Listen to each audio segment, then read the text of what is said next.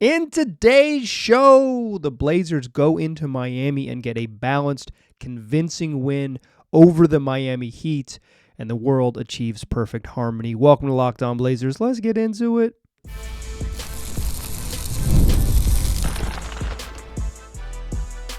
You are Locked On Trailblazers, your daily Portland Trailblazers podcast, part of the Locked On Podcast Network.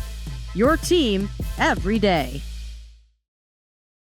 What's up, world? It's your past first point guard and Trailblazers reporter, Mike Richmond. You are listening to another episode of Locked On Blazers, part of the Locked On Podcast Network, available wherever you get podcasts and also on YouTube.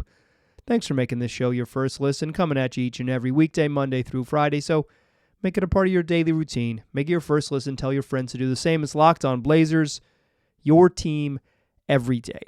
In today's show, we're talking about a fun win in Miami. The Blazers go into Miami to kick off a 3-game road trip, and they stomp the Heat. Now, it got a little dicey at the end. Looks like they weren't maybe going to stomp them, but they ended up finishing off the stomping and beating the Heat 116-107. We'll talk about that game, do our fastest recap in the West. I thought this was a game where pretty much all of the Blazers regulars came in and played well, or at least showed some stuff. And then I think my brain is poisoned because I have another take I'm going to close the show with about watching this game and where unquestionably my mind wandered to sometime in the middle of the third quarter when the Blazers were in the midst of building a 27-point lead. Before we get into all that and where my mind wandered and all those things, let's enjoy some stuff for about 20 minutes. Blazers win the game. Played really well. Let's do what we do. Fastest recap in the West.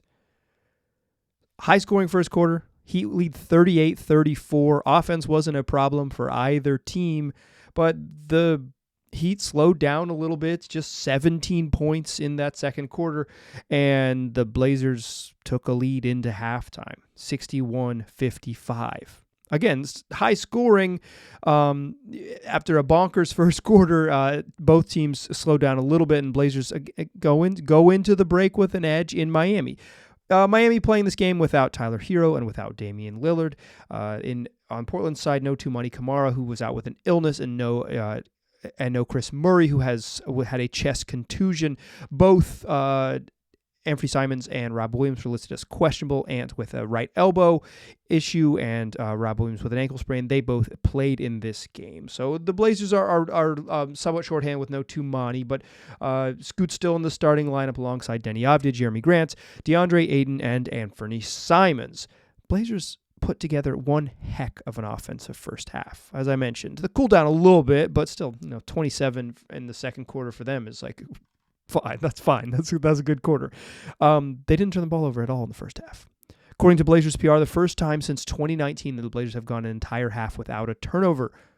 And according to my research on StatHead, the first time that any team in the league this year had a first half without a turnover.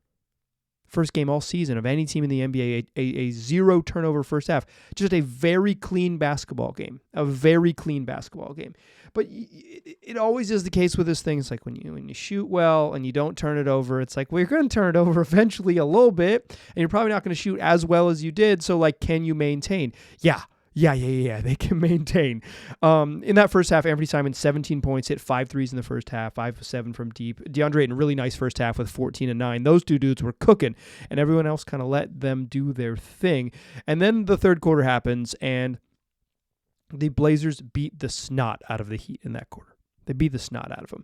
I feel like the Heat missing Tyler Hero really showed up in that third quarter. They just needed someone to go get just make some shots. They had a stretch where they missed 15 consecutive 3-pointers. It's like they just need someone to go hit a hard shot off the dribble, have a swing and make a three, or scare the defense and make things a little bit easier. They just that wasn't happening for them, and the Blazers built a 27-point lead. They're up 92-65. Oh boy! The Heat closed the third quarter on a little run to make it just a 20-point game after 97-77. But the Blazers were smoking them. They hit 14 of their first 33s. They had just 2 turnovers in the third quarter. So through 3 quarters, they cooled off, but they made, because they missed some to close the quarter, but they made 14 threes and have just 2 turnovers. That is a recipe for winning a basketball game on the road. You make your outside shots and you give yourself opportunities. You make sure you have opportunities. I thought DA was pretty darn good inside, and the Blazers shooters made their shots when they needed to, and they didn't cough up possessions. They're a really high turnover team typically, and you go through the first 36 minutes with just two turnovers. That's how you're going to build a big lead, and they're up 97-77 and a chance to cruise into the fourth quarter. A fourth quarter which is not going to feature Jimmy Butler. He stays on the bench. Is not going to feature my man Bam Adebayo. He stays on the bench. Cold chillin'. The Heat are going to roll their young guys. Pelle Larsson, Kel'el Ware, maybe Jaime Jaquez, a little bit of Nikola Jovic. Maybe these dudes can bring us home. And okay, it got a little scary. It got a little dicey there for a second. The Heat rip off a 17-4 run over the course of about 6.5-7 minutes. And with the clock ticking about, they cut it to 110-103. It's all of a sudden a 7-point game with 2 minutes and 50 seconds left, and the Blazers turn it over. And Pelle Larsson, rookie from Arizona, has a fast break layup. He gets a steal at midcourt and has a fast break layup that if he makes, it's going to be a 5-point game with 2.5 minutes left, and we are going to have a real lemon booty situation. And instead, Anfernee Simons chases him down on the fast break, makes the layup a little bit harder. Larsson probably should have made it anyways. He doesn't. He smokes the layup. Blazers crash, get the rebound, go the other way, and Anfernee Simons hits the biggest bucket of the night. The Blazers had a lot of trouble making threes. They made 14 of the first 30, as I mentioned. They made just 1 of 13 after that after making 14 of the first 30, and they didn't make a three-pointer in the final 11 minutes of the game. They just couldn't hit threes. The Heat sat in a zone. I thought some of it was the Blazers' unwillingness and inability to attack the zone, but they also just Jeremy Grant missed 2 wide open ones in the corner. Denny Avdia missed a wide open one at the top of the key. Anfernee Simons missed one he can make from the right wing. They got some of those threes were very clean bricks, and some of it is they were the Heat defense was kind of dictating some of keeping you out of the paint. You're going to shoot jumpers. If you're going to beat us, you're going to have to make jumpers. And the Blazers, it's just the nature of the beast, right? You make half of them on your first 30 attempts. You're going to cool down a little bit. They cooled down a little bit, ended up shooting 35%, but also I think they left a little meat on the bone there that they could have had. But there's a scare here. Larsson has a chance to cut this game to a 5-point game with 2.5 minutes left. And then it's troublesome, right? Because then you just need, 2 possessions. And the Blazers hadn't been getting inside. And when they run a little clock, they get to Anfernee Simons, and he just beats his man. He just says, "Come here, Larsson." Pelle Larsson was everywhere. I thought he was, this is the first time I've really seen him play any extended minutes. He was everywhere. Making shots, getting rebounds, and committing a foul on Anfernee Simons' drive. Simons drives down the right side, gets a little bump, and hits a right-handed runner push off the glass with the foul. A very difficult shot. Simons loves those weird wrong foot jump one-handed half hooks, half floaters, things. He wants to do that more than he wants to get himself all the way to the cup. And he hit a really hard one. That was a tough shot. And so instead of a 5-point game, because Larsson missed the layup, it's a 9-point game. Ant misses the free throw. That would have been an and one to push it to 10, but it's a 9-point game with just over 2 minutes to go with 2:20 left. And the Blazers hold on. And they win, the Heat immediately scored after the Simons bucket and cut it to 7, but it's very different beast once you push it back to 9 at the 2-minute mark, and they're up 1-6. They win this game 116-107. That's your fastest recap in the West. I think there was lots to like about this one. A balanced win.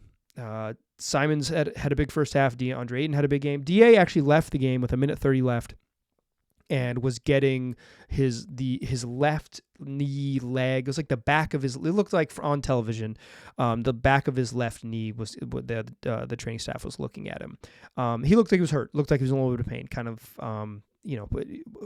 had his hands up on his head for a moment, like clearly frustrated, took himself out of the game, and Rob Williams came in and played the last 90 seconds. No update that I have seen from Blazers PR, and I didn't hear an update. If I missed it, I apologize. I'll tell you about it when I know tomorrow. This is the beauty of the show, but as I'm recording this after 11 p.m. on Tuesday evening, you were listening to Wednesday, January 22nd show. I don't know what happened with DA. I thought he played really well before that. It's kind of a bummer way to end his night, but I thought he played really well, and I thought he was among many players in the Blazers that played well. They won this game with balance. They won this game because they didn't need just one dude to go nuclear. They had enough guys get stuff done. Let's talk about all the things to like and the balanced attack from the Blazers in this victory in Miami. And to all my Heat fans, if you all chose to listen to this one, hey, you can't win them all. The last time the Blazers were in Miami, the Heat won by 60. They won by 60. This one was a little bit different. Let's talk about how this one was a little bit different and all the things to like about this from the Blazers perspective. Join me in that second segment, won't ya? First, though, let's talk Game Time. It's the place to get tickets to live events, whether that live event is a sporting event. The Blazers are back next week for like 2 weeks of basketball games in the Moda Center in Portland. Get ready for it. Whether that live event is a concert, whether that live event is theater, whether that's your favorite comedian, you are going to use Game Time to go make some memories. And now Game Time has made it even easier to get tickets to your favorite events with the new feature Game Time Picks. It filters out all the fluff to show you only incredible deals on great seats, so you don't have to waste time searching through thousands of tickets.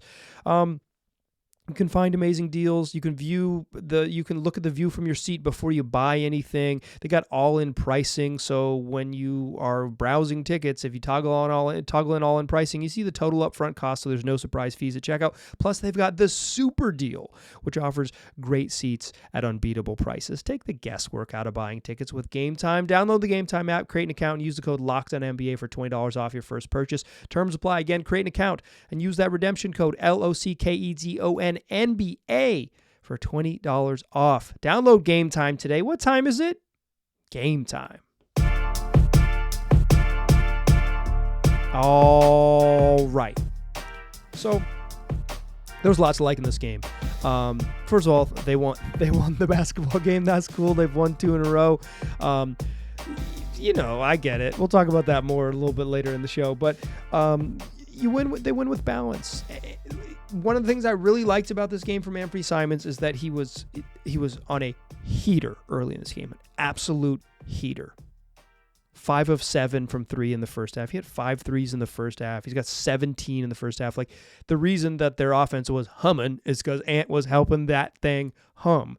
And then he took a 3 early in the third quarter, wide open 3 at the top of the key they just missed. And they didn't force it. He did not take another shot until the buzzer. He put up a shot at the buzzer at the end of the third quarter. It was like you come out of halftime and Ant didn't have to force it, and he didn't force it, and they grew the freaking lead from 6 to 27. Sometimes Ant says, Ant is like streaky in a good way and a bad way. Sometimes he gets streaky where it's just like, wow, that was 6 minutes of hotter than any player can, playing hotter than any player can play in the league. Like, he just gets on a heater where he makes 2 and a third one's going in, and it's like he has that ability. He also has some times where he is ice cold, but sometimes when he's ice cold, when he's cooler than cool, he tries to shoot himself back into the game. He takes some bad shots, some bad jumpers, some forced shots to be like, okay, I know that I've got it in me. I'm gonna make some of these. No, sometimes it doesn't work like that, but he didn't force it and understood the assignment. And then, like, everyone else is cooking, let them cook. We're scoring a bunch in transition, let them go. Like, this is, that was a mature game from him in the third quarter. And then they kind of, when the offense bogged down in the fourth, he was like, okay, I'll see if I can help a little bit. And he got back there. He finishes with a team high 24. Deandre Ayton 22. Had 14 and 9 in the first half. He finished with 22 and 15. He was 11 of 14 from the floor. It's 11 of 13 on twos. Dude makes everything. but he is not a shot creator. We've talked about it a bunch on the program. Shout out to my everydayers. You've heard me say this before. It's like DA is a play finisher. And if you get him to his spots and get him to a place where he can use that right-handed hook, or he can take, quick decision, pull up mid-range jumpers, he can operate from both elbows or in the middle of the court, or again, like catch him, get it 2 feet in the paint, catch and turn over his left shoulder to get to his right-handed hook, he can be awesome. If you, get him on lobs, and let him and reward him for rolling hard to the rim when he does, and you get him in the transition, reward him for running the court when he does. Like, DA can feast. He's got good touch, and he's he plays the way he plays. But like, if you get him to his spots, DA can be really effective on offense. Dude is very skilled, right? He has exceptional touch, and they did. And I thought not only was this one of the DA's better games in recent memory, I thought Scoot Henderson, who came into this game riding this, he's the 4 best games of Scoot's career. I talked about in the show. I'm kind of mocking myself there when I say that. Scoot didn't chase it. Scoot didn't demand to be the guy who scores. Scoot read the game and played the game like a point guard. So he got Anfernee Simons shots when Anfernee Simons was on a heater. He said, this dude's making everything. I'm going to get him the ball. Like, I'm going to find him and get him the ball and get him the shots he needs to make. And DA, I thought, this is true all the time. Nobody on the team is better at getting Deandre Ayton the ball in advantageous spots than Scoot. Denny sort of does it, but him and DA don't have the same chemistry yet. Maybe they never will because of Denny's style. He's more of a Crash Bandicoot, and Crash Bandicoot needs space to break those barrels and eat those apples. And Scoot can just throw the ball in there and get the heck out of the way. That Scoot is someone who understands, or if he says like, you're going to go way under on all these screens, I'm going to get DA lobs, because if you go way under and I can operate from 14 feet and in because of how much you don't respect my jump shot, great. I can turn this into easy points for us because we're already eating up so much space by how low we're setting the screen. Scoot is. He was very cognizant of his teammates, Anfernee Simons and Deandre Ayton, having success tonight, and he played the game. He said, that's where we're winning. Let's do that. And I think that shows some maturity from Scoot. He is a dude who plays the right way. Most of his struggles have been sort of decision making when he stops playing the right way and like making layups. But like, for the most part, and I've mentioned this before, it's like the best Scoot is the simple pass Scoot, is a guy who just makes like, the ball needs to go to the corner and he just moves it to the corner, just like simple reads. That's the best Scoot. And he was making simple reads and doing the right thing. And he only took 8 shots, finished with 11 points and 8 assists with 2 turnovers in his 33 and a half minutes. Scoot just played the game the right way. And I think particularly in those opening 3 quarters, Scoot Henderson understood where they were cooking and said, let's continue to cook. I thought Jeremy Grant had one of his better games. If you look at his overall box score, he finishes 5 of 14, but I thought he shot well from 3. It was 3 of 8. It's 2s. There's been 2s all year for him. He just hasn't been able to make 2s, just 2 of 6 inside the arc. But I thought he had some timely buckets, and I thought he played really good defense. I thought he was attentive on defense, physical on defense, especially against Jimmy Butler. Like, I think this was a straight up good Jeremy game. He was pretty good. It's not like superlative game, but certainly pretty good. I thought Denny played pretty dang well. Denny missed any jump shot he had to take, or like shot from outside of the paint he had to take. Denny couldn't make. 1 of 6 from 3, including some just open ones that he missed. Like he can make. He's not like a lights out 3-point shooter, but he's on open ones. He's pretty darn competent, and he missed some ones he could make. And he was 5 of 10 at the free throw line. Like he left some points on the board, and still like 16, 10, and 5. He had a 15, 5, and 5 game, and he probably could have had like a fairly easy 20 if he makes one of his wide open 3s and a couple more free throws. Like that is the math. That's how you would get to 20 if you already have 16 points. But like Denny is he's relentless. He is relentless. And in that third quarter, he pushed the pace, and the Heat had no answer for him pushing the pace. And it's like, even what I liked about Denny's game is like, he shot bricks and he had a good game. And sometimes guys shoot poorly and you don't, oh, well, hey, sometimes you miss shots. That's not Denny. He has the versatility to do things in a lot of ways, and he had a nice game despite shooting bricks. And if he doesn't shoot bricks in this game, first of all, the Blazers are going to win by a bunch more points, and he would have had like a 20, 10, and 5 game on the road, and you would have been like, whoa. He was good. Denny was very, very solid. Shaedon Sharpe came off the bench again. I thought he took too many threes, but then I also think he missed a couple wide open ones that he has to take. So it's like, I don't know. It's like maybe he took maybe a couple off the dribble I didn't love, but it's like he took one in the corner in the fourth quarter. It's like butt naked. Like that's just a wide open three you have to take and you have to make. I thought he was fine. He's only playing 27 minutes, which is like if you're gonna come off the bench and they're gonna have Anfernee Simons, they're gonna have Scoot healthy. Like Ant's just gonna Ant played 35 minutes. He's just gonna play 33 to 35 minutes. That's how this works. I think this was a good game with a lot to like. I want to say that again. I think this was a good game with a lot to like. But there is something about this game that in the middle of the Blazers, blowing the heat out, blowing this game open and building this massive lead in the third quarter, that I thought to myself, like in the very back of my head, there's this thought that's like, uh-oh. Let's talk about uh-oh. Because I want to be honest about my feelings here. I try not to lie on the show. Sometimes maybe I omit some of my deepest feelings, but I want to keep it real with y'all. Here was my uh-oh while watching this game. Join me in the third segment. Still a pass versus point guard. Still Mike Richmond. Still listen to Locked On Blazers. So I think you got a lot of positives here. I thought Scoot played the right way. I thought Anfernee Simons played well. I thought Denny played well. I thought Jeremy Grant had a pretty good game. I thought DA played really well. I thought DA was pretty engaged on defense too, quite frankly. I think this is a good Deandre Ayton game. I don't know off the top of my head and remember a game that I'm saying like it's the best game since, but this is a good DA game. And the Heat are not the same team without Tyler Hero. He's been their best player this season. I don't know if he'll make the All-Star team, but he's been very good. Like the Heat are rolling at the end, like a certain portion of this game with Alec Burks and Terry Rozier as their backcourt. I watch enough bad basketball games to know that's not gonna win you a lot of games. With those as your two guards.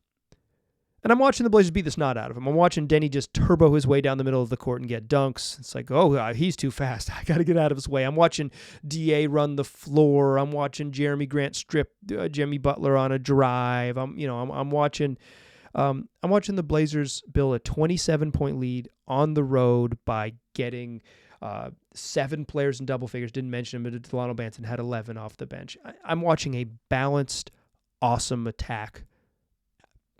A team that doesn't turn the ball over, shares the rock with 10 assists and 0 turnovers in the first half.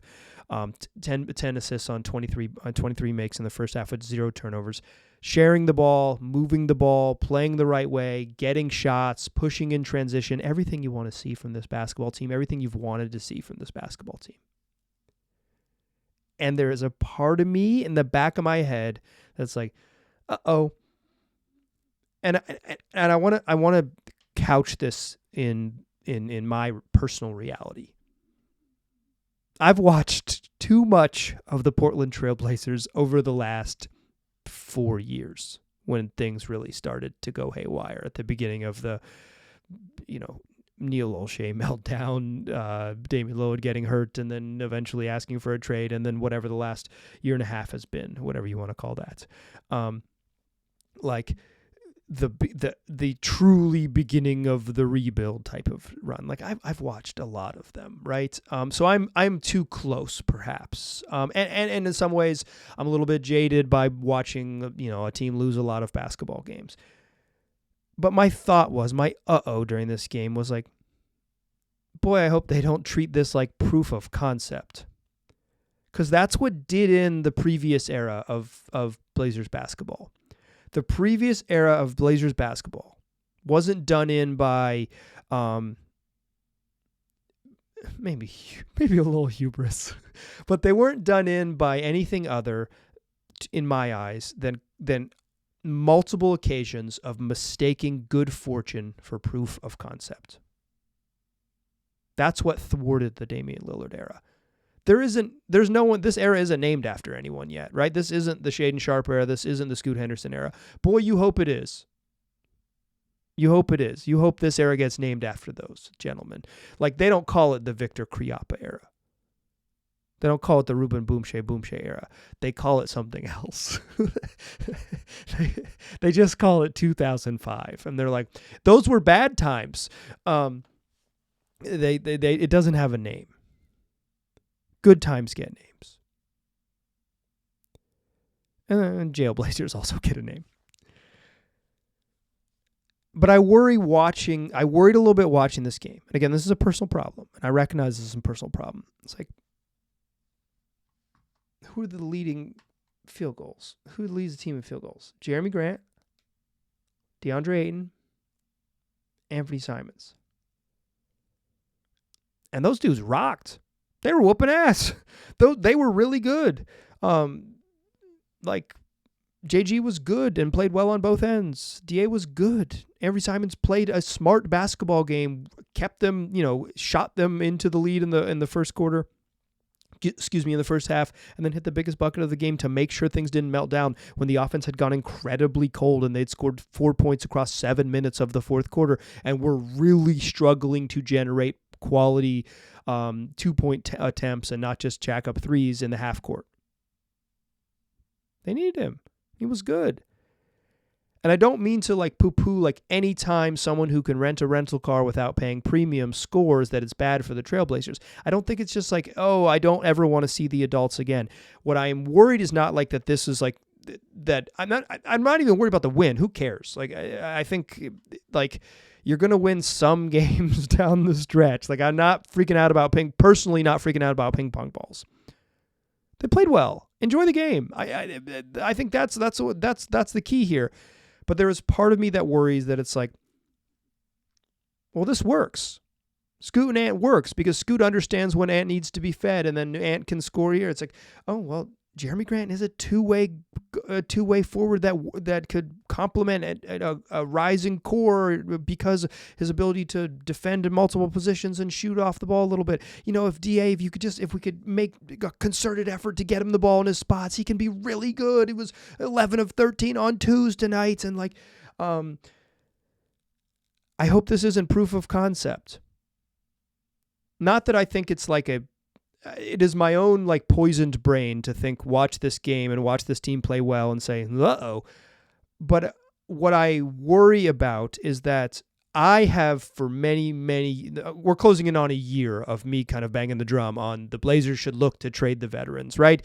And here we move up against the trade deadline, and maybe they are unable or unwilling to do it. And I think parsing whether they are unable or unwilling is maybe important, but misses the sort of larger point. It's kind of binary. They either did or they didn't.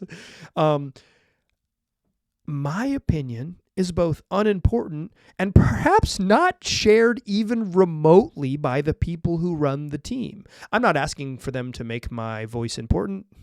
Lord knows I don't want responsibility in that world.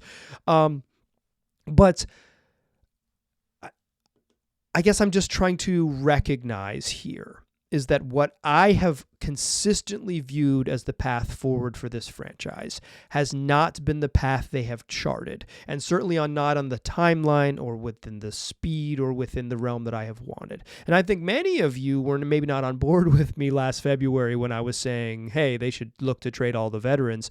And more got on that same page when I was still banging the drum in July. And now it seems like many, many, many of you are sharing that view based on my email inbox, lockdownblazers@gmail.com.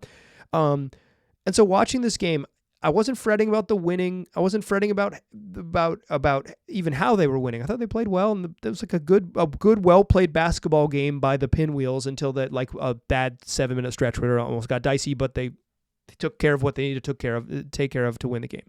Right, and there's some value in just doing things the right way. But there is a part of me that worries that games like this, performances like Sunday against the Bulls and And this game here, and even losses, maybe they lose to the Magic coming up here, but they'll play the right way, is proof of concept, proof that this team is actually further along than they are. And I think that is what I worry about, is that my view, which is that they are pretty far away still, and they need to pick the path of youth and head down it, because it's hard to make the playoffs in the West without a straight up dude who makes the All-Star team every year. That's basically the cutoff for making the playoffs in the West. And if you don't have that, you're just not in the mix. And you don't only do that by losing games and chasing ping pong balls, but you certainly don't do it by cycling through the sort of veteran players that aren't that. Or not even cycling through, maintaining those players that aren't that on the roster.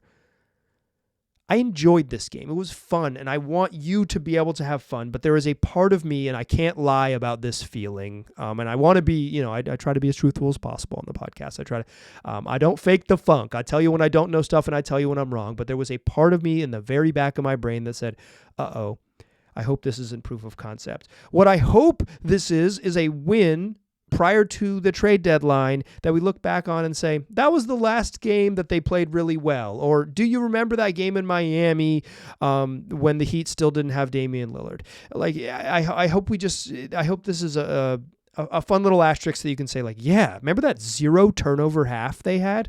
That type of thing. It can be a trivia question as opposed to something that you say, that we hear a story months from now and said there was a game in Miami that really showed that the Blazers, it's I hope this is merely just a thing that happened on a Tuesday night. That is going to do it for today's show. Come back for tomorrow. We'll do it again 5 days a week, wherever you get podcasts and also on YouTube. I appreciate you listening. I'll talk to you soon.